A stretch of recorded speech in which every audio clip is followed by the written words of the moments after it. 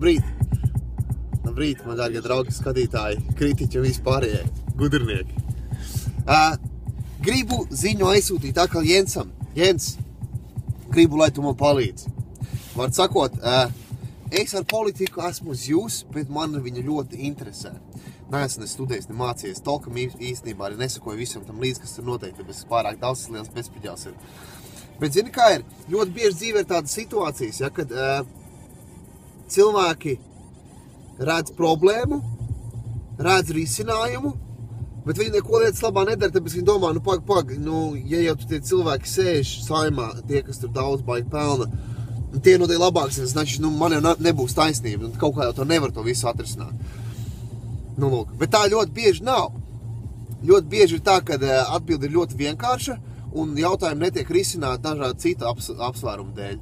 Nevis tāpēc, ka viņi nezina atbildi. Okay?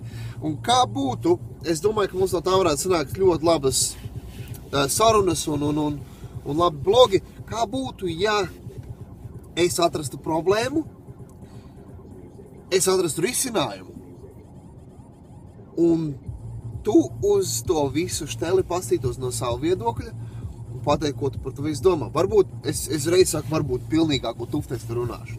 Tā ziņā, ka, varbūt, pieņemsim, mani tur tie risinājumi varbūt būs pilnībā neadekvāti un tas ir neiespējami tādas lietas izdarīt, bet vismaz gribētu zināt, kā tas tā ir, vai tā nav. Ko tu saki par tādu variantu? Būtu ļoti interesanti, man liekas, mums tā padiskutēt. Oļeks ļoti laipns pievienoties šai grupai, jo, kā jau mēs redzējām pēc viņa viena no pēdējiem video par Dombrovski, es saprotu, Oļek, tu arī visu filmē, visu forši ir, problēmas izklāstīja, un varbūt mēs varam visi kopā pasīties, kā kaut kādas lietas risināt. Mēs ar nekādiem tur soliem, mēs tur ne līdz saimai nekur mēs tur neiesim, bet vienkārši tīri manas intereses pēc. Es atradīšu problēmu, es piedāvāšu risinājumu, un tad mēs patīsimies, kāds izskatās no jūsu skatu punkta, ko es saku par to. Čau, jums bija Jānis Lasmans. Jauku rītu visiem!